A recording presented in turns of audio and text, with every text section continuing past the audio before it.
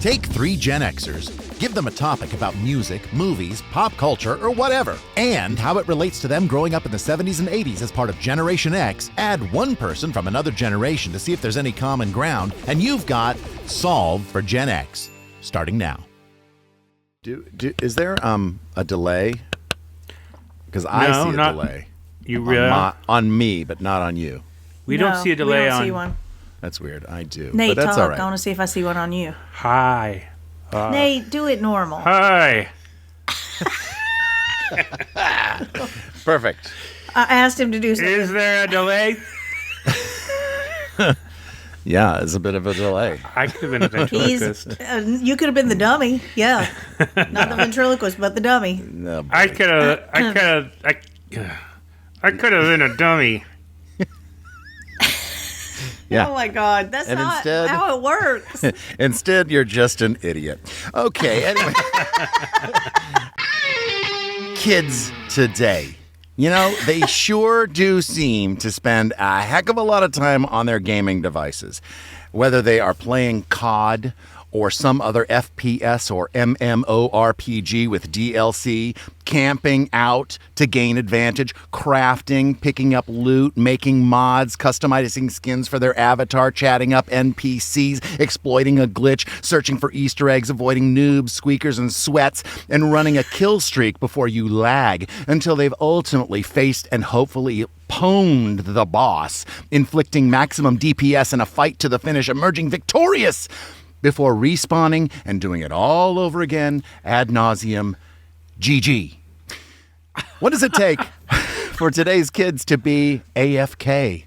Generation X didn't have high-tech gaming like they do today, let alone the nifty gamer slang that I'm not really sure that I used correctly anyway. I thought you were having a stroke. What did we have? Apart from maybe a couple of cartridges on Atari, well, we had low-tech fun. That's what we had, and that's our topic on today's Solve for Gen X. Solve for Gen X. All right. It was the age of parachute pants, Skinny ties, neon headbands, we rode our bicycles helmet free. a nicotine from a vending machine. Decades, pastimes, memories, and master song. Solve for Gen X.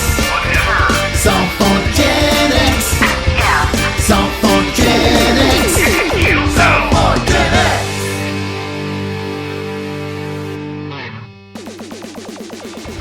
Wow. I can't believe I got through that thing. That was amazing. That was amazing. Yeah, Obviously, you researched all those terms. I had to find out those. I'd only heard a couple of them, which I'm going to talk about in a minute here. But by the way, welcome to Solve for Gen X. I'm Matt Vogel, Generation X from 1970, and I'm joined by Ashley Ward, Generation X from 1972. Nate Starkey, Generation X 1971. Oh, Yeah, we're old. So. Yeah, you know, do you guys don't play video games? Do you have like a game system or anything like that? No. So some of that lingo that I mentioned before, I said COD. Do you know what COD is? No. It's Call of Duty. Call It's the of most Duty. popular, Yeah. first-person shooter game. Do you know what FPS is? First-person shooter. That's it. Yes, I Oh. gave you a little bit of a clue. I'm just being honest about whether I know what it is or not. Ashley's figuring it out. She's using context clues. So I'm okay. going to try to. I'll try to figure it out going forward. Skins. Do you know what skins are? It's like your avatar or something, Ah. right? Or Yes, like yeah. your- It's like the visual look of your avatar, which okay. is what your character kind of looks like. How about noobs, squeakers, and sweats? Noobs are people who are new. Yes. Squeakers are people who can barely know how to play the game. who fart a lot. That's a good guess. Who fart during the Yeah, game. that's a good guess. But What was the squeakers other one? And a sweat. Sweat is someone who just plays all day I think and all the night. sweat person is someone who's just hassling you. Okay, well, that's a good. Those are both good guesses. A squeaker is a younger player, I guess, because their voices haven't changed, maybe. And I said that up high. And then a sweat. And I hear Flynn saying this all the time to his friends. Such a sweat. And apparently, a sweat is like somebody that tries too hard, and they maybe go out of their way to try to like win in an unnecessarily difficult, over the top way. Aw. So, and I said GG. Any Good ideas game. what- Good game. A good name. and AFK. Fucking killer. That guy's an AFK. He's a You fucking are so close. killer. Away from keyboard. A lot of times in their little game a lot of times in their AFK. text, AFK. BRB yeah. AFK. That's exactly what they do. But you know what? And I do hear those things used in some of those things used in our house. Like Flynn absolutely is. I've heard him say, "You're such a sweat," and I'm like, but he says it so angrily. He's so mad. I mean, So sweat is just someone who tries too hard, and that's what people Yes. hate. Someone who tries too hard. yeah. In And all just- facets of Great life. culture. that's true. In all, That's true. I think that's true in all facets of life. I guess so, but People like, don't like a try hard. Yeah. But it sounds like they not only do they try hard, like just like I'm really putting myself into it, but they make it harder than it has to be. kind of Yeah, thing. it's what it sounds like. They're going out of their way to like just to like. I gotta win. Can we And just I gotta play the game and like We- you don't have to do this. Well, anyway, none of that is what we're talking about today. We're talking about low tech fun, and this is kind of how I interpreted that the prompt. We did have Atari, but we didn't really spend the kind of time that kids do today on their video things. It's just like there's only so much Pong or Space Invaders that one can play before you're like, I gotta go out, I gotta get outside. And so I do remember being outside a lot as Gen X and. As a kid, I'm talking like preteen years, we used our imaginations a lot. And so I have come up with a list of things that I remember doing outside. I'm going to take you back to like a spring or a summer day, or even in the fall in Turner, Kansas, circa 1981, 82. Our little house, our little white house at 5424 Oliver, seemed like it was the center of the neighborhood, and kind of because it was like midway down the street, so it really kind of was. And it was our house, and next door was the Bokenkrogers, and across from the Bokenkrogers were the Wakes, and then like several houses up the way were the Simoniches, but we didn't play with them a lot. I don't know why. I don't remember. They were girls. That's probably why. But right next door to us was an older couple, and they had this like two-tone pale blue house, and I don't remember their names, but I'm going to call them the Whartons. And they were not nice. And I do remember this happening multiple times when I was growing up. We didn't want to, you didn't want to lose your ball over into the Whartons' yard. That's for sure. Because if you did, it was like we were instantly, having to come up with a plan to extract the ball. And because they would be somehow like instantly looking out their back window, looking like just seeing our little sad faces, looking for anybody to come. It was unreal. Like it didn't matter. They just were there. But we'd have to wait till they were gone, and then we would execute a tactical plan that, what's his name? What's the big general in the 80s? General Schwarzkopf. Is that right? He would have been so proud of us. We had to like send in one of our compatriots. We had to send them in usually my brother Jason, into the line of fire. There was like a lookout to make sure everything was okay, and he would like somersault to the middle of the yard, grab the ball, somersault out to the other part of the wall, and like jump over before. And I don't even know what they were going to do. They were just like, they would just look, but you knew they were really not happy with us. So this happened a lot. It happened a lot.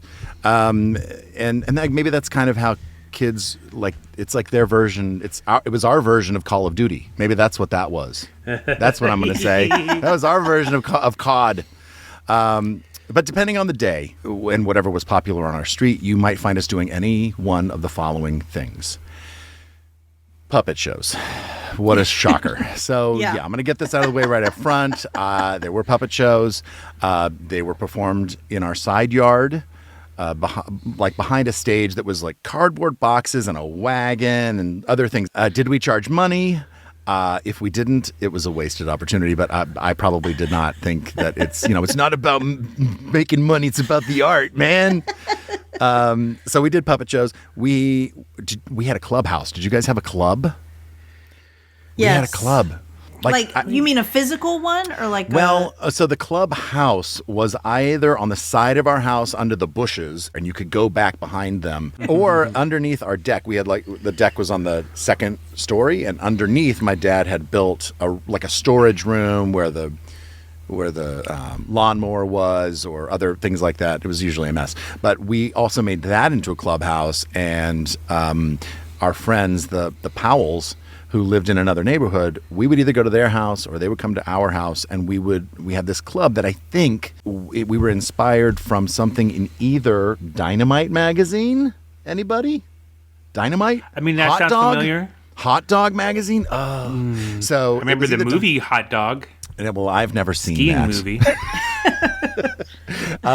Yeah, so it was either Hot Dog or Dynamite magazine. There were these great like kids magazines, and there was like, create your own club, and there was a, pick a president and a vice president and a secretary and a treasurer. So we had all that, even though we hadn't made no money or anything. And it was just like this fun thing that we did to imagine that we were in charge of a club. I don't know. I don't remember that we did anything. I'm just going to keep on going down my list here. Bike riding. We did a lot of bike riding. Oh my God, so much. And we had our faithful steeds, like Trigger and Silver, and mine was this beautiful black Huffy, and it was black and red, and it had like a plastic, like a dirt bike number on the front, but it was like metal, all metal. The pedals were metal. Do you remember those pedals? They were like they were dangerous. Yeah. They used to come up and hit you in the shin and like. Oh God, that Oh, would yes. kill. That Yes, would I'm kill. about to tell you something that did happen. So early on, I remember riding that bike down Oliver Street, and my left foot slipped off one of the pedals, metal pedals, and it came back, and it just like lodged itself in my knee. Yeah, oh yeah. And it did not just leave a mark. It left what could only be described as a 1-inch square area of uncooked bloody hamburger meat. It was really gross. It was really gross. Wait, did you have to get stitches? No, just Do put you a have Band-Aid on it. Do you have a scar? I have a little scar there. Yeah, I have a little scar there on my knee. Of course, on those kind of bikes, they were so just like heavy and metal. And I remember more than once hitting I think Ashley may have called them the no-no bits, on that bar that's in between the seat and the handlebars. And man, that hurts. It hurts so bad. And I remember doing that multiple times, not on purpose, but who This is knows? fun. Yeah, this is enjoyment. I just want to feel something. And then I want to know what love is. Ow! That's not it. but bike riding, this is the big one. One late afternoon, I was riding my bike down the hill on Oliver Street toward my house, and maybe it was early spring, or I don't know, but there was still sand on the street. I think that they may have put on the street for like in the winter, maybe for snow. I'm guessing. It was Yeah. but there was definitely sand, and I don't know why else there would have been sand on the street. But I did not know that, and I was riding the bike like this, like I was like back and forth, just because instead of going in a straight line, I was like moving it back and forth. And when I got right back down near my house, I moved one way too far, and I fell off my bike. I slipped. I hit the ground. Oof. At least that's what I'm told. I do not remember this at all. Oh, really? I don't Did remember you it. not? Did you black out? You hit your head? I don't know. I mean, I guess I must have. I guess all I remember is riding my bike and the swerving part. But like later, my dad was quizzing me, and I don't remember. Oh, he said something like, I do remember him saying, like, do you remember we went over to the Bokenkroger's house and we like cleaned your face and everything? And I was like, yeah.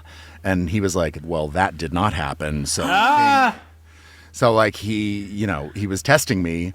Wow. And, I think, obviously I had a concussion. So Jeez. what else could we do? We got in the car and we went to Wendy's for dinner. That was about it. That was like the extent of it. As far as I How know, we that used was to cure it. concussions. Right? That was a fantastic ad for Wendy's. Yeah, it really was. It really was. That Frosty will make you forget everything. And then I have like a couple more things. I'll try to gloss over them. When I was growing up, indoor soccer was a big thing. It was new. It was like the MISL, Major Indoor Soccer League. We had a team called the Kansas City Comets, but we had Comets pennants and shirts and stuff like that. But so in our backyard, we would play soccer, and ours was the home field of the Comets. And anybody else's backyard was like the away game for the Comets. Wow. And we would just get the kids in the neighborhood and we would play. But it didn't just stop at like playing soccer. When you went to MISL games at the beginning of the game, it's similar to kind of what they do at, probably with basketball and stuff now, is like there would be music playing and they would take the lights down and they would introduce all the players. In goal, Enzo DePayday or something like that. And like they would come out like to the spotlight and wave to the fans. And so we kind of did that, but without the spotlights. But we did have the music. And the music was from... it's this kind of theme that's like doom doom doom doom doom doom doom doom dum dum dum dum dum dum dum dum dum dum dum dum dum dum dum, and it just sounds really cool. It's from Midnight Express. Why are they using this dark? I don't know. It's so drug weird. smuggling movie. I don't know, but they did, and I loved it. There's two more things that I have to say. One that I'm super proud of. One that I'm super embarrassed by. So I'll do the super proud one first. So when I was a kid growing up, I do remember going to Disneyland. But we didn't, we were in the middle of the country. We didn't have a lot of money to go there. But we did have a couple of local places. One was called Worlds of Fun. But where we went that my brother and I just loved, and it's in the Ozarks, in Branson. It's a place called Silver Dollar City. Have you ever been to Silver Dollar City? I've never been, but I remember seeing signs for it because they start the signs like in Tennessee. Yeah, and it's like you're 100 miles away. You're almost. Oh, you missed it. There are definitely billboards like that all the way. The concept is like it's like the gold rush kind of old west town. And it was they had like really cool rides. I do remember. I remember there was like a roller coaster that was called Fire in the Hole.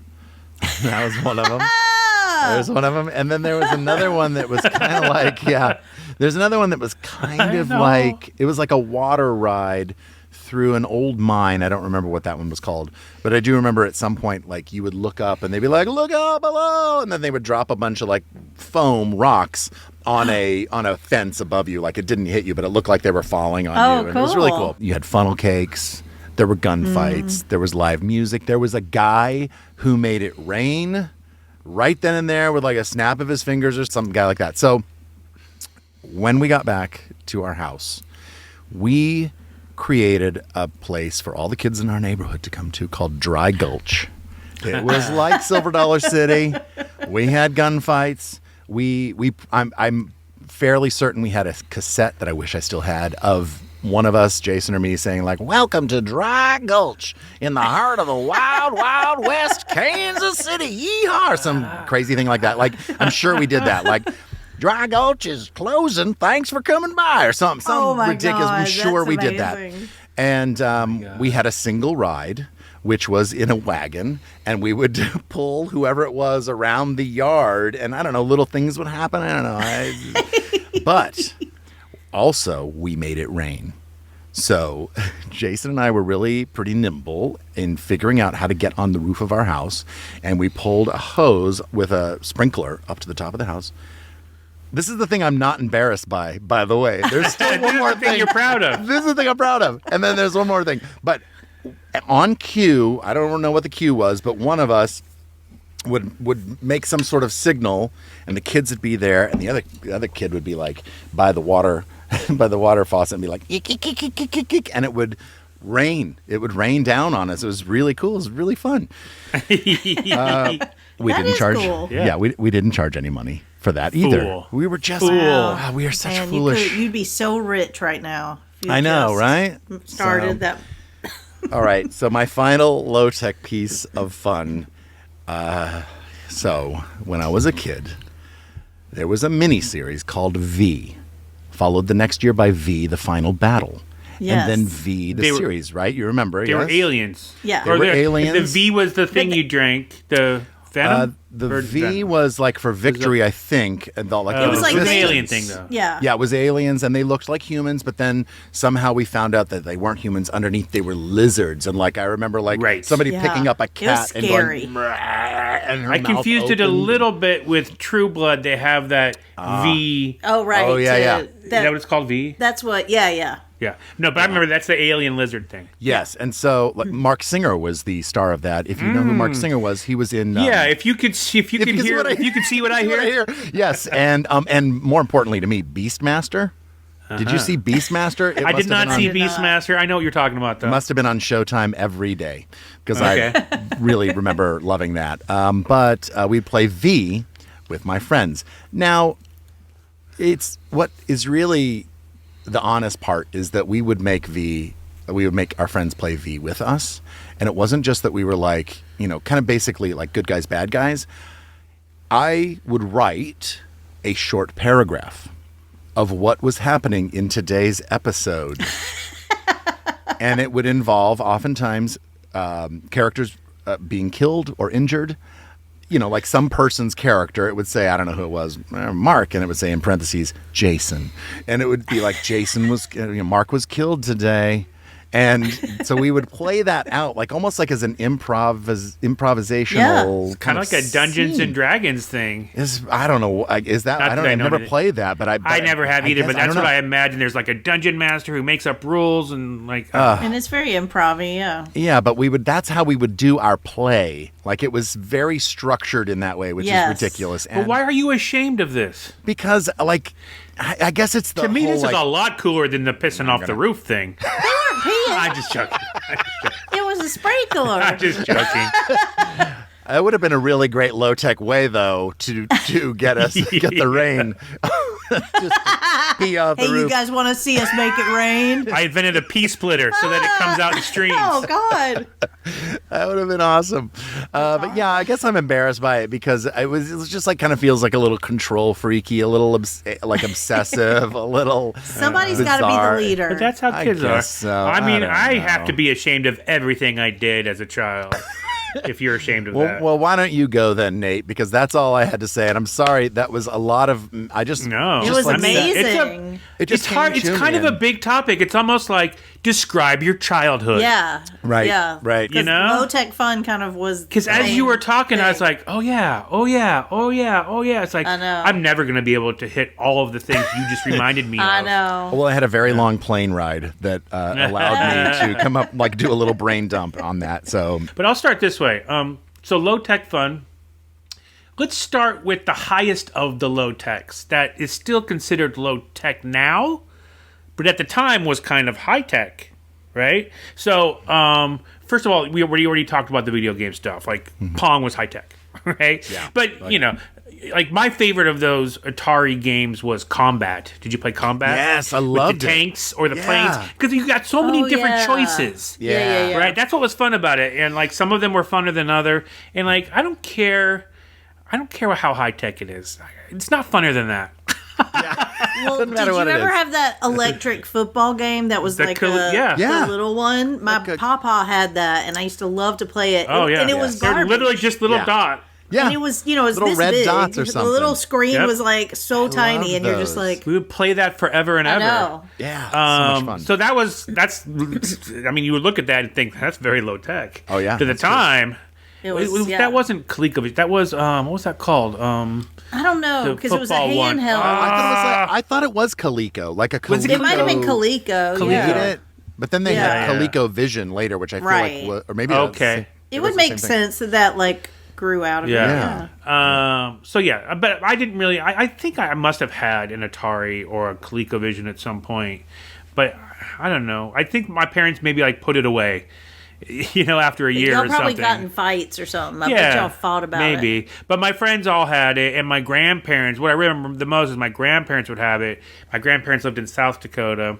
So when I go there, it's like, I get to play the Atari. So that's the highest of the low tech in my time. Then the next highest of the low tech to me, and I still have, electric football.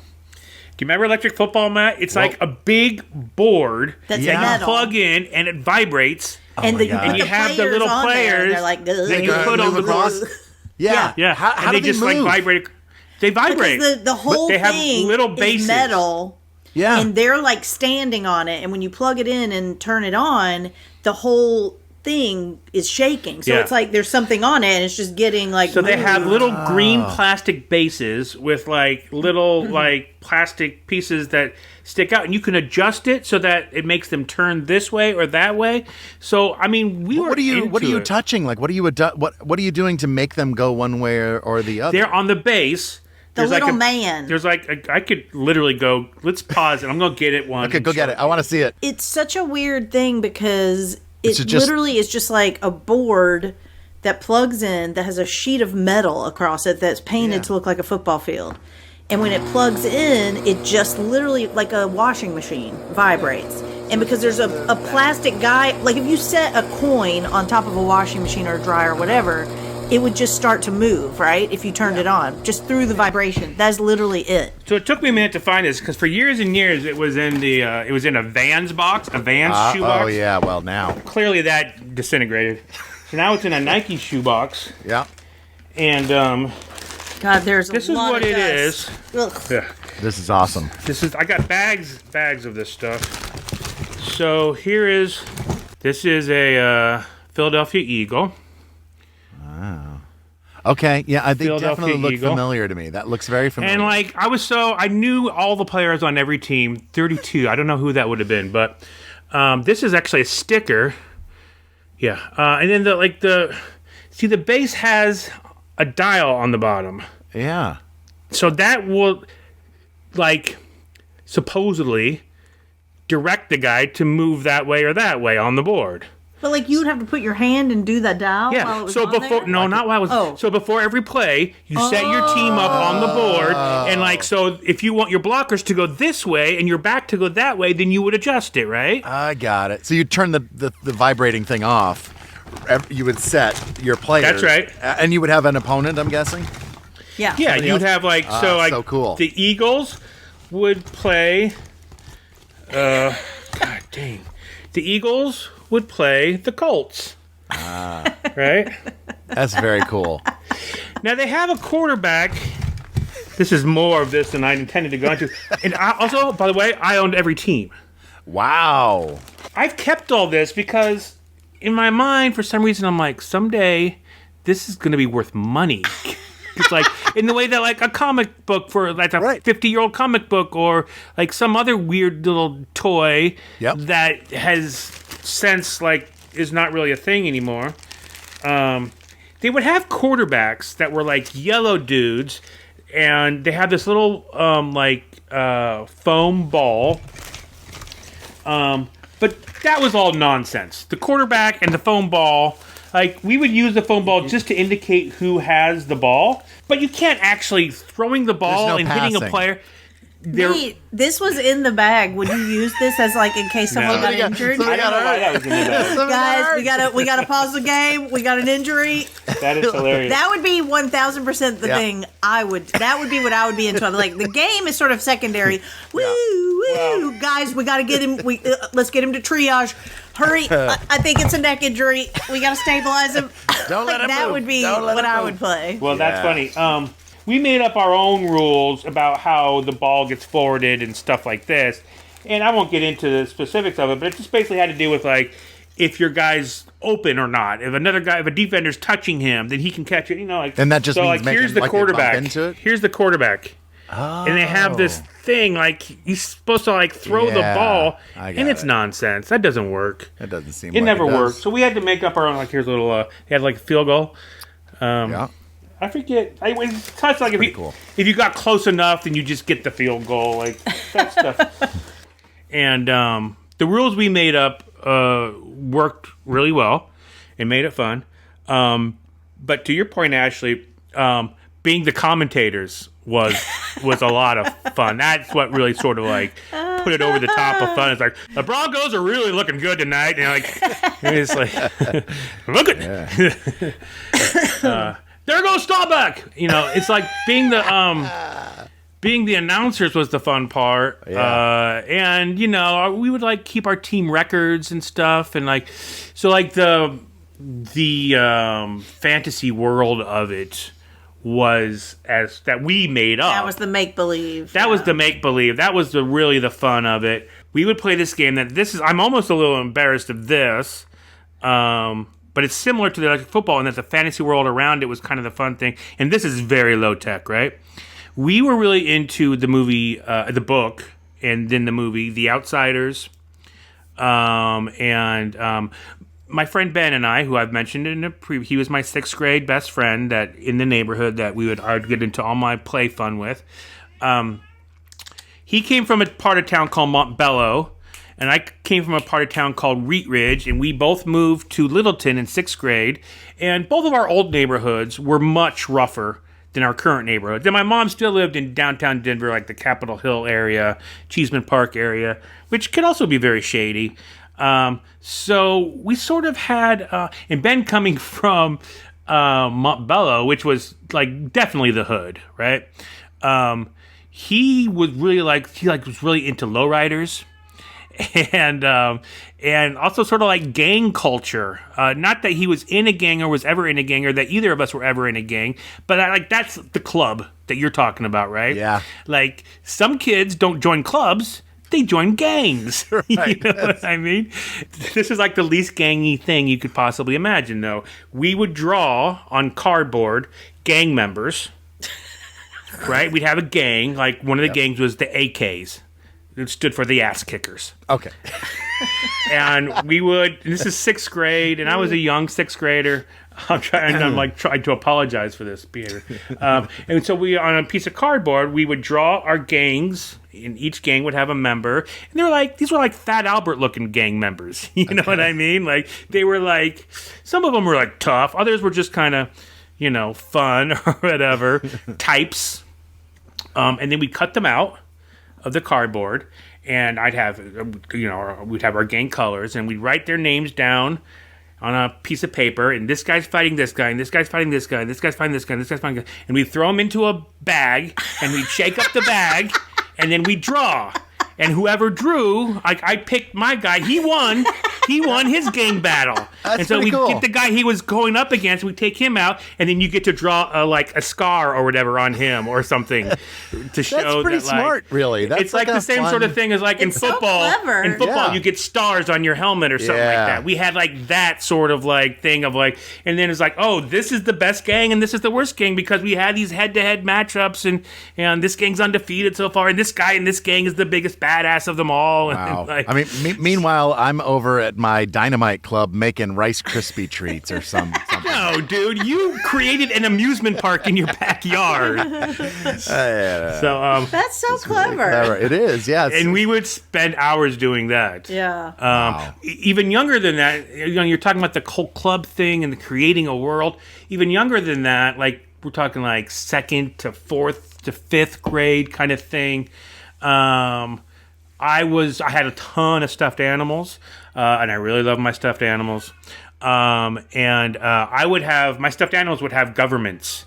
And so they would have elections, and they would let's elect Doggy as our president. And in my imagination, I would have them voting and then they'd have their Congress, their senatorial procedural meetings and stuff So I had that little make-believe world, that low-tech fun that I used to entertain myself. Which leads me to ask you guys the question, and I would love to ask your kids this question. Do you guys remember? I mean, you guys remember, but MASH. Yeah. Yeah. You know what I'm talking about? And then the eater things. The cootie catcher. The cootie catcher. Yeah, wait, MASH. what's the MASH? What's that one? That's The the MASH. mansion. That's where you drew the circle, the like a spiral until Yeah. someone said. So if you That MASH if I is was mansion, apartment, shack or house. And so if you were doing it, I would start drawing a spiral until you said stop, and then I would Okay. count how many things, and then you would write MASH, and then you'd count. How and many eliminate. circles so, that you made? So let's say you did 6 circles. So I go 1, 2, 3, 4, 5, 6. Eliminate apartment. 1, 2, 3, 4, 5, 6. Eliminate mansion. 1, 2, 3, 4, 5, 6. Eliminate house. You live in a shack. live in a shack. And then you do Okay. number of children, and then you do other I things, Right. job, vaguely and things remember like that. husband or wife or whatever. Yeah. So it's like a future teller thing. Right. Yeah, it was It's a so when fortune you grow teller. up, you're going to be married to who would be you're gonna be married Robert to Donna Mills. Donna Mills, or for a girl, Robert Redford, or probably someone younger, Matt Dillon, and you live in a shack, and you'll drive a Volkswagen, or and you have 14 children. It'd always be you'd always have a crazy number. So you on didn't top. play MASH. I don't remember we that. loved I don't it. remember, but I do remember the little things The that you would cootie catcher. do. Yeah, whatever that was. I with your- accidentally called it a cooter catcher. That's a It was similar not. thing, isn't it? It was. So that was a similar idea, but it was a little And thing. it could have like a colors or numbers or exactly, and then you'd you'd like open one thing, and then it would open to the next, and then the final thing would sort of be like your. So it would be like, okay, I want 3, and then you would. I feel like you would open it. I'm gonna go let the cat something. out. Yeah, 1, 2, 3, and then you would open it or something, and then there'd be something else, and then you'd lift it open, and then that would have like your little fortune or whatever. I do remember that, and I probably maybe made something like that at some point. Oh my God, we did those constantly. I was obsessed with those. I was obsessed with anything that was fortune tellery. Both of those things were sort of more. Yeah, I'm amazed you did MASH. Well, because whatever the girls were into is what I was into. Ladies' man, real libertine. No, I mean I the did. Elementary school set. Well, I'm sorry, but I'm sorry for who I am. But I did learn at a very young age that if you want girls' attention, get into what they're into. Yeah. Even into high school, like my friend Ab and I would like make sure we're up on our soaps. So that, like, I grew up in Colorado, so just add snow into the fun of, you know what I mean? Oh yeah.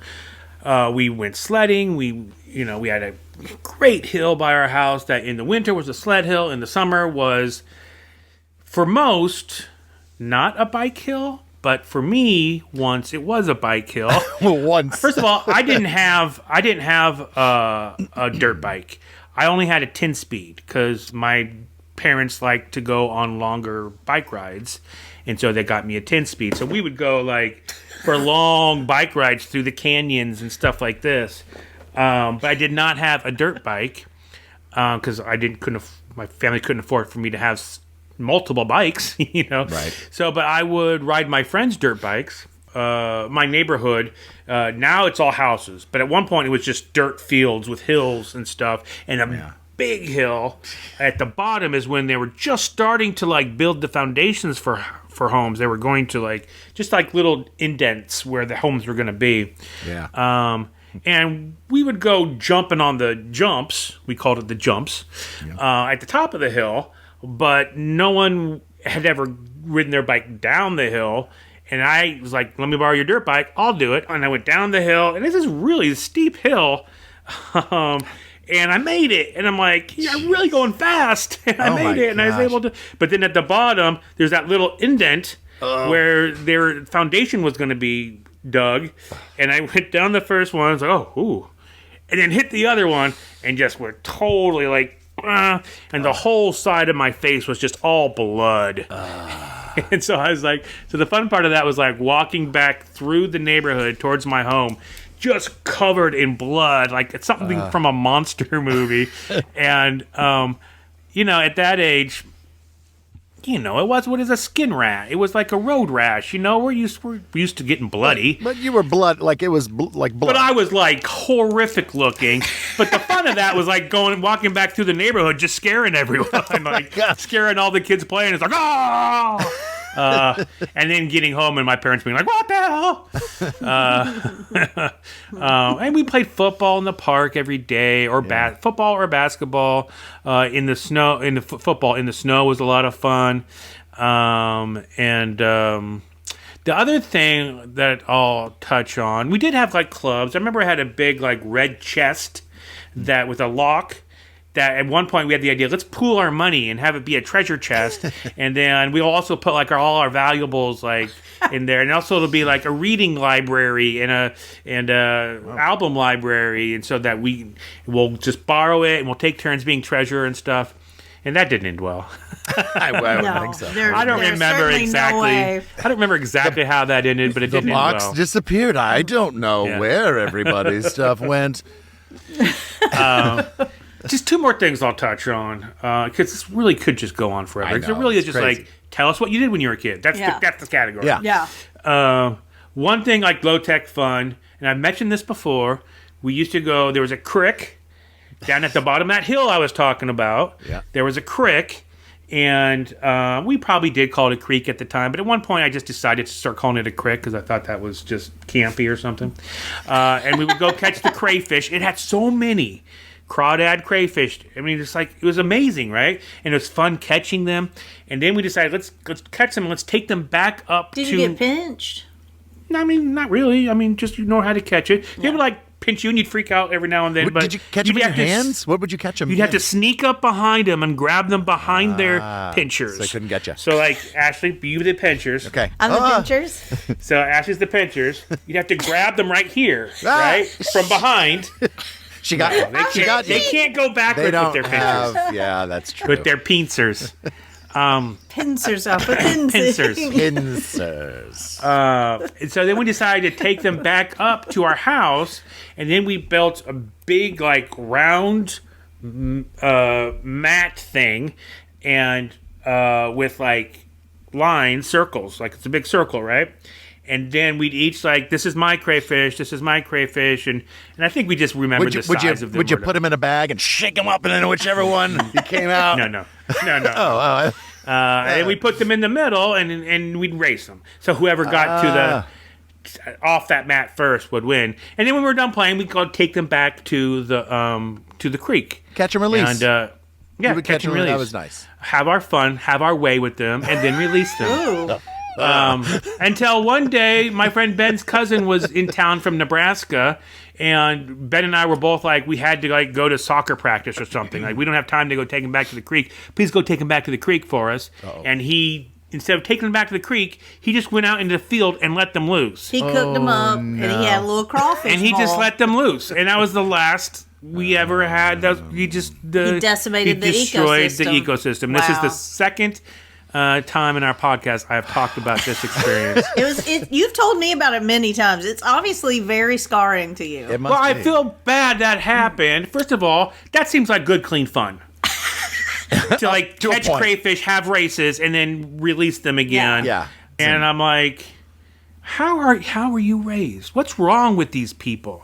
Like, that's just laziness. Granted, I had to go play soccer practice or whatever I had to go do. But I just didn't think that was an unreasonable request to ask someone just to return them to the creek. I mean, Yeah.